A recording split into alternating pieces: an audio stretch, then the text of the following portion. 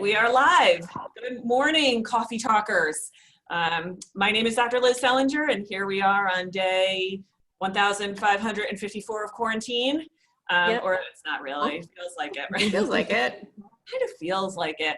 And we're back this morning to talk to you guys about just some things that we've been thinking about over the week, particularly surrounding recent news that just came out last week about schools being closed down for the remainder of the school year, kind of on the cusp of the state and other states starting to open up a little bit. We're faced with managing distance learning for another 6 weeks for our kids or more, or a little less for our kids who are still in school.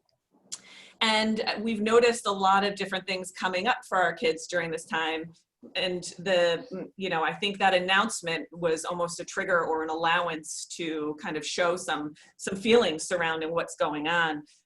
We've been living the past several weeks in this feeling of uncertainty, and we've talked the last couple of weeks about, different ways that we can manage the uncertainty, but taking care of ourselves through using some mindfulness strategies and that sort of thing. And one thing that we haven't talked about that I think is really important for us to touch upon today is talking about these feelings, particularly our feelings, and particularly the feelings that our kids, either our students or our own children, are having surrounding what's going on. And I think sometimes, kids have these feelings and we don't know really what to do with them. So when the announcement came up in my oldest daughter, who's graduating elementary school and going to middle school, she's like, gosh, I'm really sad about school, not going back to elementary school. I'm really sad about that. And as her mom, I am sad too, because I feel like we're all missing out on this piece of schooling or in this piece of life. And we're all grieving in different ways about some of these things that are going on. And I think thinking about this sadness or this grief that our kids are bringing up, or that we're feeling and that we're feeling in ourselves, I think it's important for us to touch upon that a little bit and talk about what do we do when our kids have these feelings, and what do we do with this sadness. I think we have a tendency as parents and as teachers, educators, to want kids to be okay, to want to fix it for them, right? And I think that we want to maybe think about looking at it a different way. So Lisa, I want to start with you. Yesterday, you and I were having kind of a sidebar conversation about this topic, about sadness in kids, and what is it that you would say to families or to parents about what to do or how to respond to a child who is sad or feeling grief or feeling angry, maybe because they're sad? Yeah, I mean, I think I've heard a lot of kids express feeling sad, feeling anxious, angry. Kind of already touched upon a couple of things, but I think the first thing is just validating those feelings. You were saying, I think we have a tendency to sort of want everything to be okay and to sort of say to kids, like, it's going to be okay, or it is okay. And right now, it's a really normal time to feel a whole host of things, right? All of those feelings are normal and okay. And really any feeling at any time is okay. Even uncomfortable feelings, or what I call like big feelings, are okay. So I think just kind of expressing to kids who are coming to you and saying whatever they're feeling, that, yeah, okay, I hear you. And it's okay to feel whatever you're feeling. And I think sometimes I have two things. So one, I think sometimes just by expressing those feelings, kids are kind of getting out. Naming a feeling is a really powerful thing, first of all. So for a kid to even say what they're feeling, that's great. The fact that they're understanding what they're feeling is awesome. And if they can express to you why they're feeling that, that's even better. And so I think sometimes we just need to kind of sit with that and let them have that feeling in that moment. Well, and one of the things that we were talking about even with mindfulness is when you can name a feeling, right? When you can name what you're feeling, it almost stops it in its tracks, and you have a choice of what you can do with that feeling. Now, we may not know what to do with that feeling, but you have a choice there. You can act on that feeling or do something different. And I think that's getting more towards that step of mindfulness, right? That's getting us into that direction. Absolutely.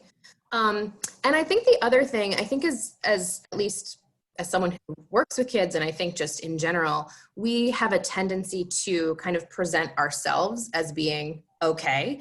You know, I was talking earlier about with you, I think Liz, about when I do zones of regulation lessons, and sometimes adults are sitting in on those lessons. And so I always ask, like, what zone are you in? It's connected to whatever you're feeling, like different feelings fall into different zones. And I think adults have a tendency to want to say, well, I'm in the green zone because I'm feeling happy, or I'm feeling focused, or I'm feeling great. When we do that consistently to kids, the message we're sending is that you have to be in the green zone and you have to be feeling a good feeling, or a comfortable. That's the right answer. The right answer is the green zone. Exactly. And I think we then lose a really teachable moment to say, like, I'm actually feeling sad today, or I'm feeling bored, or I'm feeling anxious, or I'm feeling sad, or whatever it is. And not only are you then modeling that it's okay to feel feelings, but then you can even take it a step further and say, so I think what I'm going to try today to kind of help me feel better is XYZ. So, you know, if I'm feeling anxious, maybe I just want to talk to someone. Maybe I want to talk to a friend. Or if I'm feeling sad, maybe I just need to take some time to kind of sit with that feeling and maybe even cry a little bit, or, you know, whatever it is, whatever strategy that you're using, I think it's a great opportunity to model the feeling that you're having and also kind of what you're doing to manage that feeling. So I'm hearing you say, validate the feeling and model, and model for them to know that it's okay. So what, and Michelle, I'm gonna ask you this, because you work with kids who maybe don't have as much language, or are not able to fully articulate their feelings or name them. So for kids who have more difficulty with language, or more difficulty with really understanding feelings, how would you approach this type of a thing? Yeah, I think there's a couple of ways. I think one thing that we had talked about a little bit earlier was trying to stick to our routines as much as we can, or setting up some sort of schedule within this time to have some sort of sense of normalcy. The other thing is, I think using visuals is important to communicate to students, you know, how they're feeling, but also giving them that opportunity to show how they might be feeling too. And I think, like you said, if we can model kind of good strategies for when we're feeling upset, or showing our students and our children what we're doing to kind of funnel our feelings, that is helpful for these kind of children as well. I think sometimes with kids who don't have as much language, we, as being verbal animals, we tend to want to give them that language, even though it's not necessarily what they are feeling, but we tend to say, oh, well, this is probably how you're feeling. So that's a tough thing. Right. I think another thing that I mentioned earlier was to also validate those students that may not have a lot of language and say, I know that this is hard. I know that you might be feeling upset. It might look a little different for these students who might not have a lot of language. So we might have an increase in behaviors that we may not have seen before. But validating, you know, yeah, this is hard. And that's validate those students who don't have a lot of language as well, and kind of showing them that this is a hard time, and through visuals and modeling, I think is appropriate. And I think that Can I ask a question? Yeah, go ahead. Do you mind if I jump in and just ask a quick question, maybe to Lisa or Michelle? A lot of our students that we work with might have language, but in that moment of that feeling, they lose that language or that ability to articulate. What would you guys suggest when that happens? Because I think a lot of our kids struggle with that. And I think a couple of things. I think one, a lot of kids who have language but are younger, or who just don't have a lot of kind of like emotion, their emotional IQ might be a little bit lower. They have a hard time labeling that feeling, but there's always a physiological response, right? So a lot of what I focus on with kids is, before we're getting to the place where they're able to say, I feel sad or I feel anxious, the first thing that we're starting to recognize is what's happening in your body. Like when this happens, what's going on in your body? I think the easiest, most often used example of that is when we're worried, a lot of times we have butterflies in our tummy. But lots of times there are other responses, like your heart might race, or you might feel hot, or you might feel weak in the knees.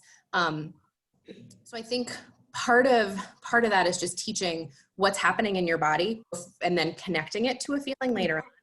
And I think for some kids, if you can teach them what the start of the physiological response feels like, so before that really big, if you can catch it when it's a little bit smaller, a lot of times they're more able to kind of respond using language. Does that make sense? Yeah, those are great suggestions. Thank you.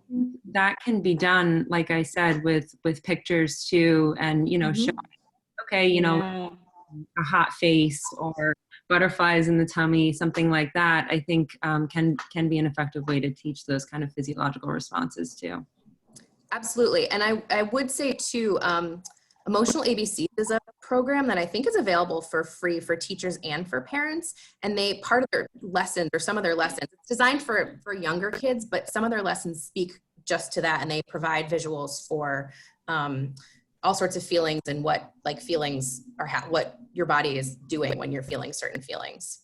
So, and you guys aren't just suggesting this type of thing in the moment of a negative feeling. I mean, these are things that can be talked about and every day, because you may not be, it may be very difficult to talk to a kid who's upset about what their body is feeling. But when they're feeling a little bit differently, they may be able to recall a little bit, or they may, so kind of working it into this routine, or working it into your distance learning throughout the day, maybe just having a set time during the day to talk about your feelings, work it into your schedule, may be a benefit.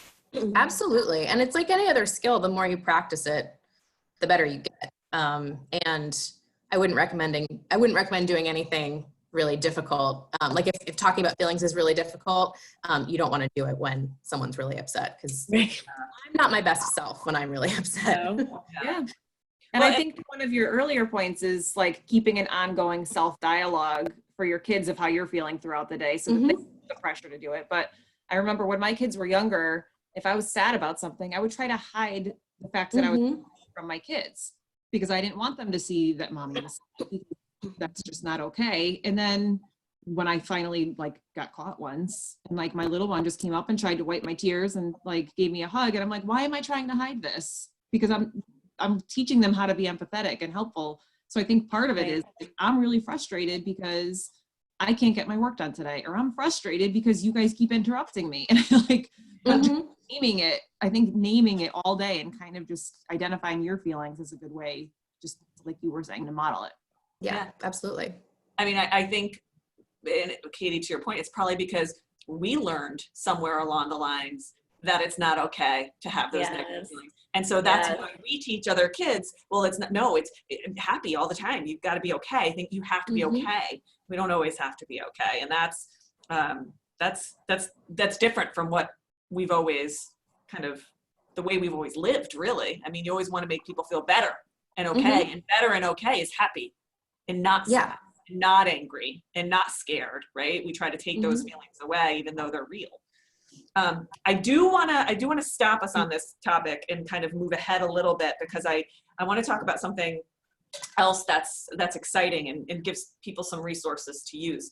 At the tail end of our talk last week, a question came up about having interactions, more peer interactions with kids. And if I were to say what is one thing that I would love to have with distance learning, it's more interaction, more of that interaction with other kids, which our kids are just not getting right now. And so Katie, let me start with you, and Chrissy, jump in on this, because I know you have a lot of thoughts on this too. At the school and working with kids, what kinds of things could we be working into distance learning, or what kinds of things could we be doing to promote social interactions for kids? Sure.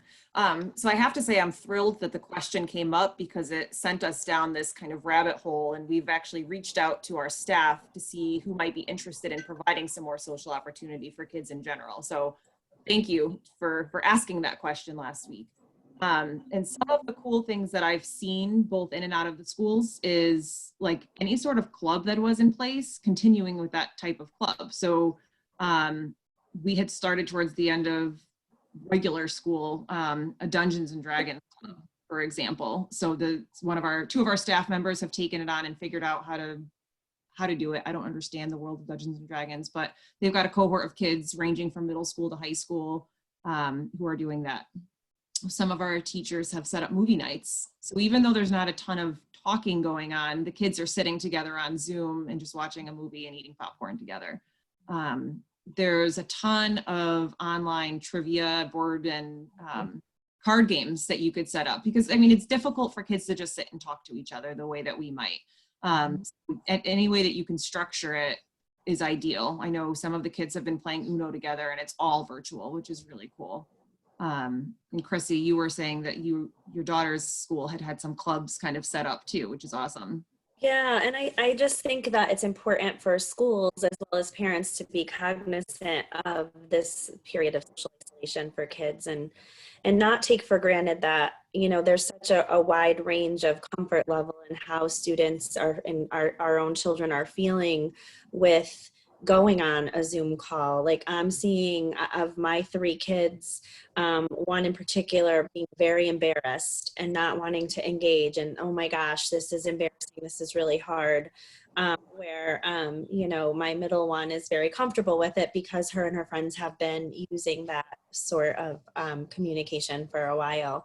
So I think that we need to just be aware of the varying degrees of comfort that the kids have, and know that a lot of our students struggle socially, you know, in person. So we can't take for granted that we can just put them on a Zoom call and they're just going to talk to each other. So I think that facilitation is really important. So I was so excited when I saw that my own child's school is continuing all of their clubs and they've figured out how to do it virtually, with that understanding that this social isolation period is really difficult and kids are just not doing it on their own, and parents might not have the time to facilitate that. I know a friend of mine who's doing weekly trivia night, and she's you know, just trying to really facilitate that for a bunch of middle school kids on her own, because they just really need that time.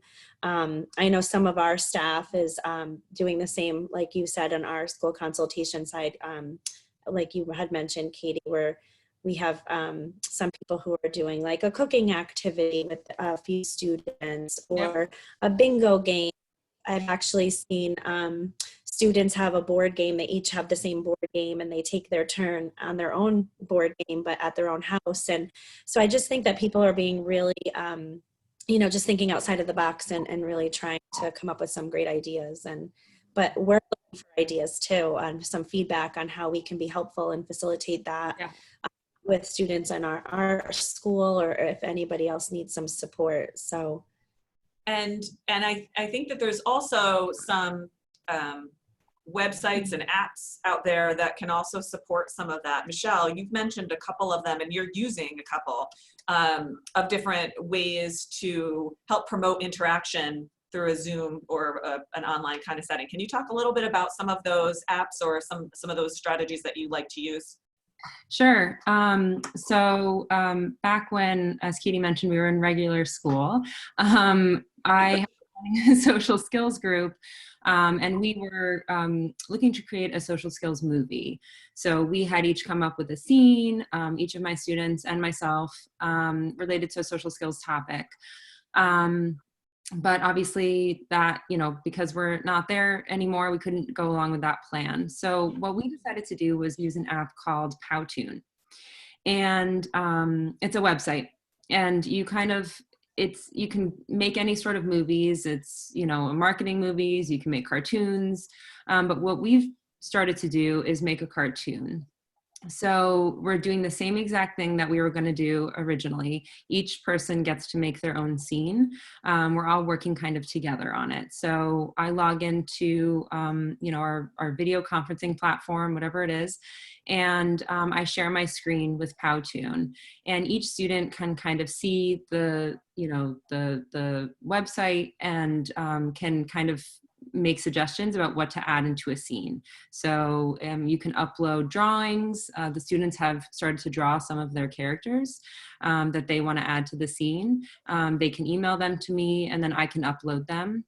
We've also done some sort of voiceovers. It actually works really well.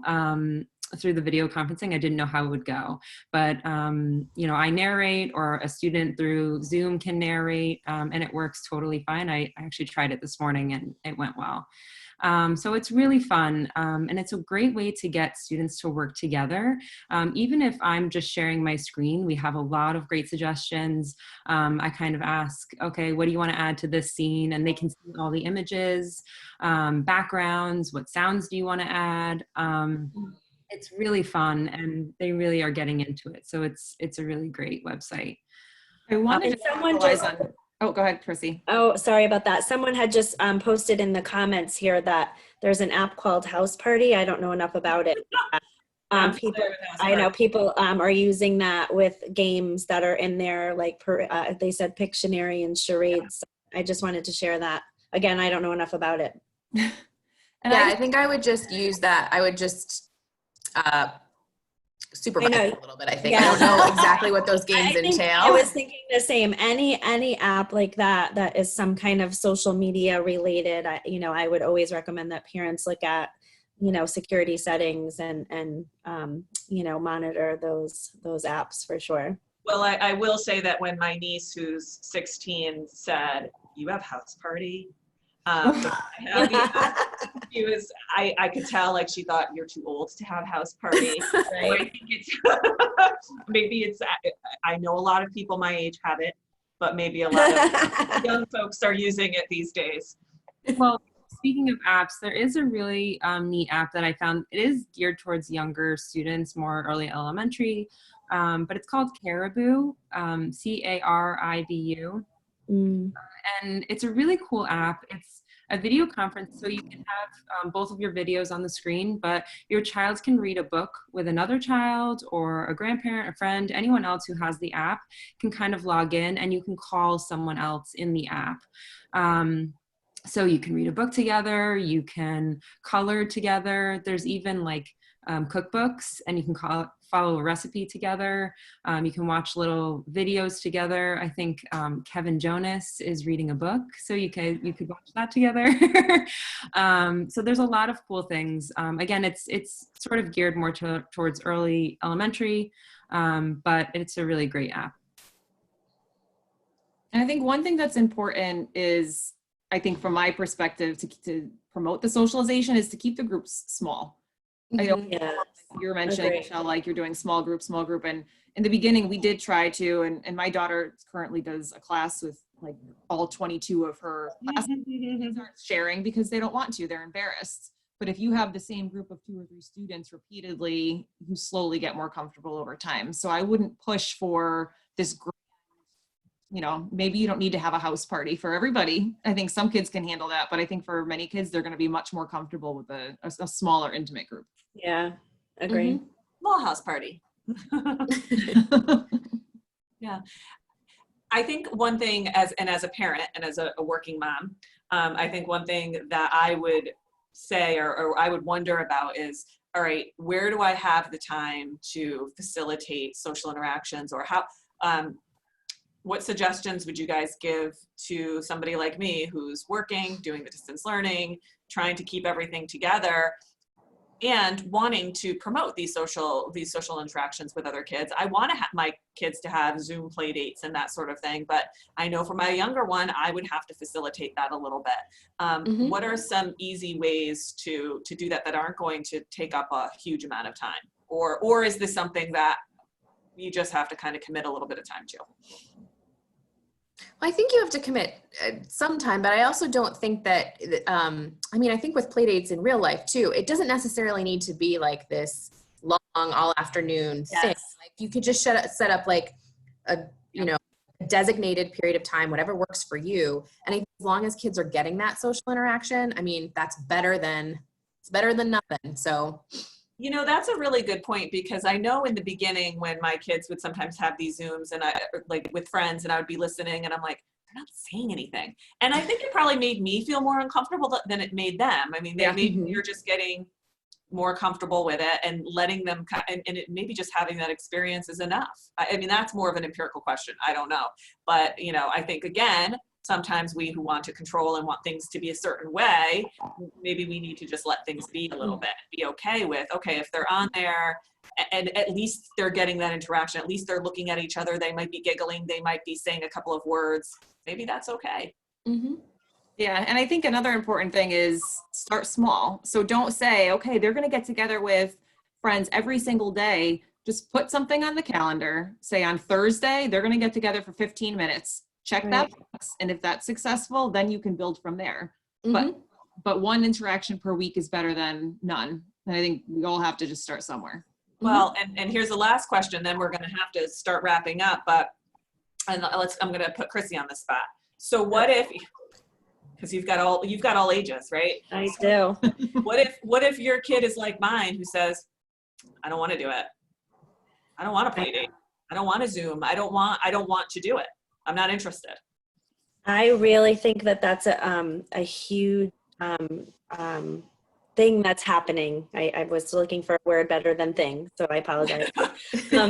I really am concerned about kids who the social interaction piece was very hard for them when school was in session. So in all honesty, this time of social isolation can be really difficult for them, because it's going to kids in a place where they're now removed from the thing that was so difficult. And when we go back eventually, that's going to be a really hard transition for them. So I know that there are kids who are going to say, absolutely not, I'm not doing that. And I think we really have to just keep working on that and keep trying to engage them, to everyone's points, even if we can get them on for 1 or 2 minutes with 1 or 2 kids. It doesn't have to be a huge group. And maybe, you know, you even trick them, so to speak, and it's something around their academics or something that you say that they have to do for school. Because I just think kids are going to try to avoid it because it's not easy for them on a good day. Gentle pushing. Yes, I'm glad you brought that up, because I'm very concerned about that. Yeah. I just want to add. Go ahead, Michelle. No, this just came up yesterday with one of our students. And I think, we were talking about one of our students and having a hard time kind of getting engaged in academics and wanting to play like video games. So, one of our suggestions was that this student kind of connect with another student or a teacher at our school through a video game online. And that's okay. So if that's a great idea. Like sit and play a video game or watch something just with another student kind of sit, or another friend sitting on video, that's okay. They're kind of watching together, or they're just sitting in silence watching something.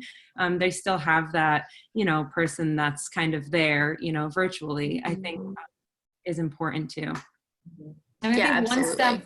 one step to even getting them comfortable with speaking is, one thing I've seen successful is making little videos and sharing them instead of waiting for a response. So my daughter's kindergarten teacher has them do little videos called flip grids. And it's like, be when you grow up.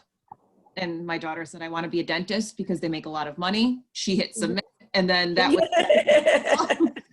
that's all she had to say. Girl. For her.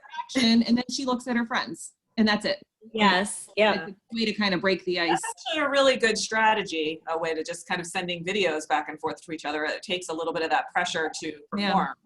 Somebody just commented having a virtual partner, and I saw that on our Facebook, and I thought that's a great comment. That is, if we a virtual even partner.